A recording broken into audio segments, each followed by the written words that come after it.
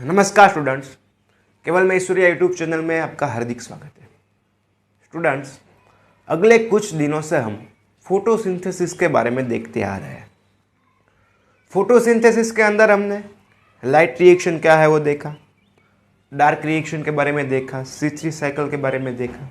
C3 cycle की वजह से कार्बन डाइऑक्साइड का फिक्सेशन होता है, ग्लूकोज का फॉर्मेशन होता है, वो सब कुछ देखा। बट दोस्तों, जब भी C3 प्लांट्स है वो हाई लाइट इंटेंसिटी में प्रेजेंट्स होता है तो उसके अंदर C2 साइकिल चलने लगती है। तो इस C2 साइकिल को अवॉइड करने के लिए आज हम C4 पाथवे देखेंगे, यानी कि C4 प्लांट्स के बारे में देखेंगे। तो चलो दोस्तों, सबसे पहले देखते हैं हम C3 plants and C4 plants के बीच में डिफरेंस। नॉर्मली दोस्तों, ये जो C3 प्लांट्स है उसको टेम्परेट प्लांट्स में बोलते हैं और C4 प्लांट्स को ट्रॉपिकल प्लांट्स बोलते हैं। C3 प्लांट्स को टेम्परेट प्लांट्स क्यों बोलते हैं? क्योंकि दोस्तों टेम्परेट रीजन में देखने को मिलते हैं ज़्यादा, इसलिए उसको टेम्परेट प्लांट्स बोलते हैं। और C4 प्लांट्स को हम ट्रॉपिकल प्लांट्स बोलते हैं क्योंकि वो ट्रॉपिकल रीजन में देखने को मिलते हैं। अब दोस्तों, C3 प्लांट्स के बारे में हमने देखा कि जब भी हाई लाइट इंटेंसिटी होती है तो C3 प्लांट्स के अंदर C2 साइकिल चलने लगता है। नॉर्मली C3 प्लांट्स में क्या होता है, 3 फेज होता है, कार्बोक्सिलेशन, रिडक्शन एंड रीजनरेशन, और बीच में ग्लूकोज का फॉर्मेशन होता है। बट जब भी C3 प्लांट से लाइट की इंटेंसिटी ज्यादा होती है उसके ऊपर, यानी कि प्रकाश की तीव्रता ज्यादा होती है, तो उसके स्टोमेटा है क्लोज हो जाते हैं, और स्टोमेटा क्लोज हो जाने की वजह से कार्बन डाइऑक्साइड की कॉन्सेंट्रेशन सेल के अंदर डिक्रीज हो जाती है और ऑक्सीजन की कॉन्सेंट्रेशन बढ़ जाती है।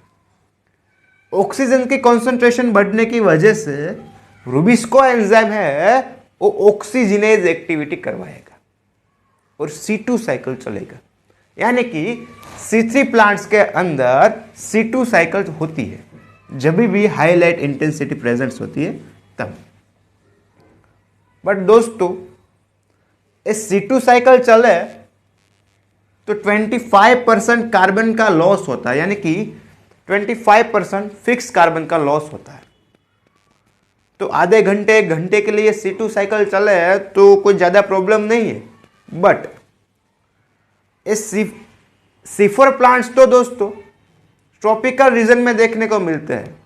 ट्रॉपिकल रीजन यानी कि वहां पर लाइट की इंटेंसिटी मैक्सिमम है, यानी कि प्लांट्स को ज्यादा समय हाई टेम्परेचर में ही रहना पड़ता है, प्रकाश की तीव्रता वहां पर ज्यादा है। तो अगर 8-10 घंटे C2 साइकिल चले तो प्लांट्स को कितना लॉस होगा, इसलिए C2 साइकिल को अवॉइड करने के लिए C4 प्लांट्स के अंदर एक एडिशनल पाथवे चलता है और एडिशनल पाथवे को बोलते हैं C4 पाथवे। तो दोस्तों, आज हम बात करेंगे C4 पाथवे की।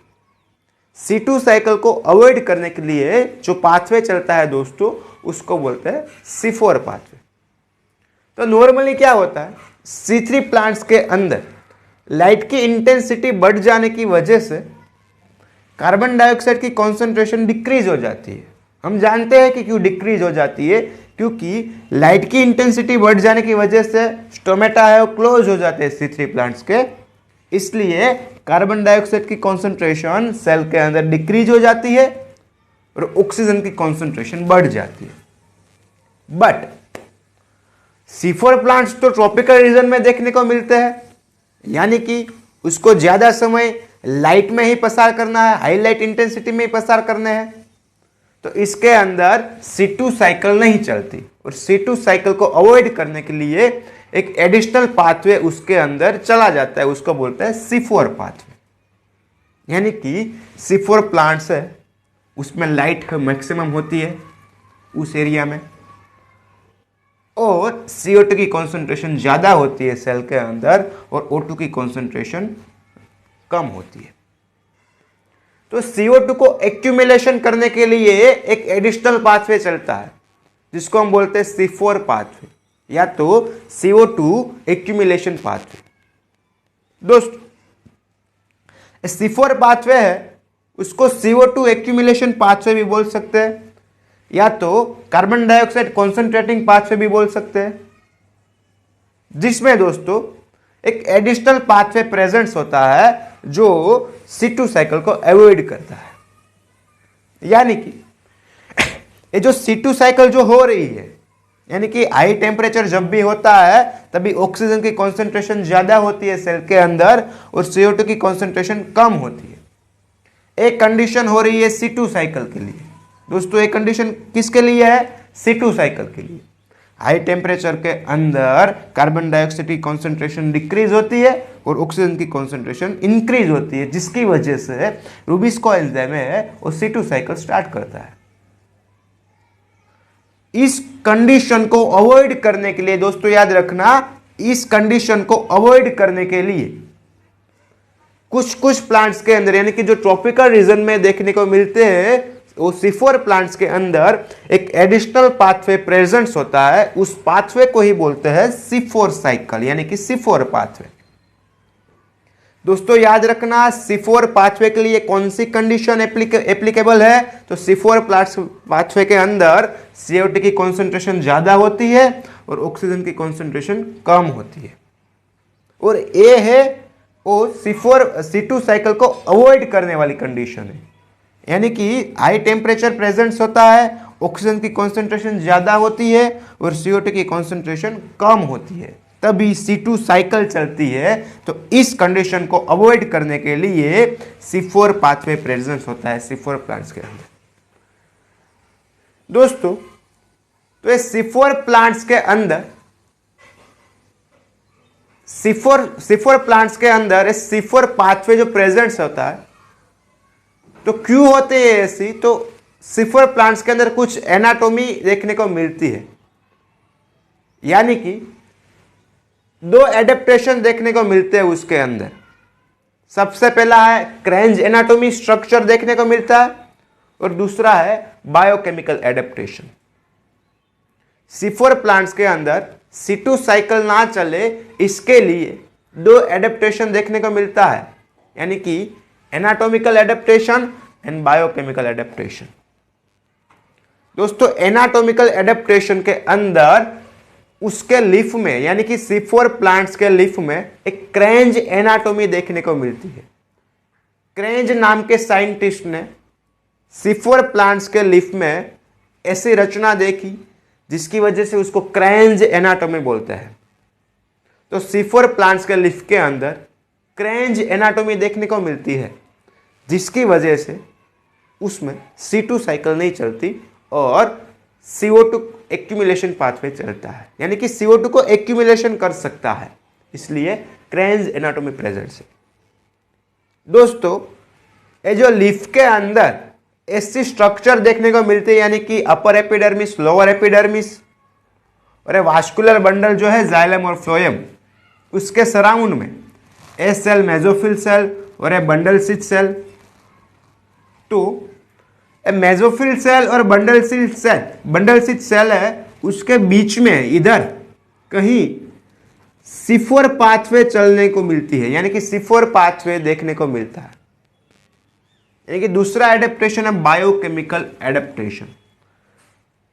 दोस्तों ये जो C4 प्लांट्स के अंदर C4 पाथवे चलता है उसको ही बोलते हैं बायोकेमिकल एडेप्टेशन। यानी कि पूरी जो केमिकल रिएक्शन, केमिकल साइकिल चलती है, इसलिए बोलते हैं इसको बायोकेमिकल एडेप्टेशन। दोस्तों ये जो C4 पाथवे है वो एक कॉन्वर्जेंट इवोल्यूशन है। कॉन्वर्जेंट इवोल्यूशन बोले तो क्या दोस्तों? यानी कि लीनियर सबके अलग अलग और आगे जाके फंक्शन सेम करते हैं, उसको बोलते हैं कॉन्वर्जेंट इवोल्यूशन। यानी कि ग्रीन आल्गी के अंदर भी C4 पाथवे देखने को मिलता है, एक्वाटिक प्लांट्स के अंदर भी देखने को मिलता है और कुछ कुछ हायर प्लांट्स के अंदर भी देखने को मिलता है। यानी कि इन सब के लीनिएज है वो अलग अलग है, बट सभी के अंदर C4 पाथवे देखने को मिलता है, यानी कि एक कॉन्वर्जेंट इवोल्यूशन से इवोल्व हुआ है पाथवे। मालूम पड़ा? तो दोस्तों याद रखना, C4 पाथवे है उस C2 साइकिल को अवॉइड करने के लिए चलता है। और C4 पाथवे क्यों चलता है? तो C4 प्लांट्स के अंदर अलग अलग दो एडेप्टेशन देखने को मिलते हैं, जैसे कि क्रेंज एनाटोमी उसके लीफ के अंदर देखने को मिलती है और बायोकेमिकल एडेप्टेशन यानी कि C4 पाथवे देखने को मिलता है, इसलिए C4 साइकिल चलती है। दोस्तों तो आगे हम बात करेंगे C4 पाथवे के बारे में डिटेल में। दोस्तों जो हमने क्रेंज एनाटोमी देखी यानी कि लीफ की एनाटोमी देखी, उसमें मेसोफिल सेल और bundle sheath cell, mesophyll cell और बंडल स्लिट सेल, इस दोनों के बीच में दोस्तों C4 साइकिल चलती है, C4 पाथवे देखने को मिलता है।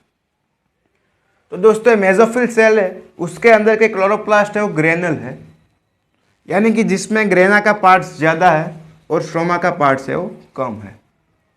और बंडल स्लिट सेल के जो क्लोरोप्लास्ट है वो अग्रेनल है, यानी कि जिसमें ग्रेना कम है और स्ट्रोमा का पार्ट्स है वो ज़्यादा देखने को मिलता है। इसमें ग्रेना का पार्ट्स ज़्यादा है इसलिए लाइट रिएक्शन होती है, और इसमें स्ट्रोमा का पार्ट्स ज़्यादा है इसलिए डार्क रिएक्शन ज़्यादा देखने को मिलती है, यानी कि C3 साइकिल देखने को मिलता है।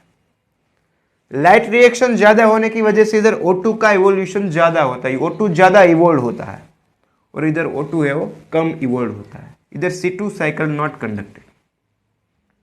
दोस्तों मेसोफिल सेल के अंदर पेप्केज एंजाइम देखने को मिलता है और बंडल स्लिट सेल के अंदर रुबिस्को एंजाइम देखने को मिलता है।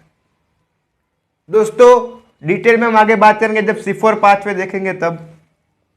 अब ये जो कुछ C4 प्लांट्स है जिसके अंदर C4 पाथवे देखने को मिलता है, जैसे कि सुगर केन, मेज, सोरगम वुल्गेरी और कुछ प्लांट्स साइप्रस, चिनोपोडियम जैसे अलग अलग कुछ प्लांट्स है जिसके अंदर C4 C4 पाथवे देखने को मिलते हैं। अब वो प्लांट्स के नाम याद रखना, सुगर केन, जिया, मेज, सोरगम वुल्गेरी वो सब कुछ। और दोस्तों जो कुछ एक्सेप्शन भी देखने को मिलता है, जैसे कि वीट के अंदर राइस है, बार्ले है, जो C4 प्लांट्स है फिर भी उसके अंदर C4 पाथवे देखने को नहीं मिलता। तो एक्सेप्शन तो आप खास करके याद रखना, जैसे कि wheat, rice, barley, C4 plants है फिर भी उसके अंदर C4 साइकिल या C4 पाथवे देखने को नहीं मिलता। अब कुछ C4 फैमिली के बारे में दोस्तों देखते हैं। C4 फैमिली जिसके प्लांट्स में C4 पाथवे देखने को मिलता है, जैसे कि एमरेंथेसी, यूफोर्बिएसी, साइपरेसी, बाद में एस्टरेसी, पोएसी, चिनोपोडिएसी, निक्ताजिनेसी, जाइगोफाइलेसी और पोर्चुलेकेसी।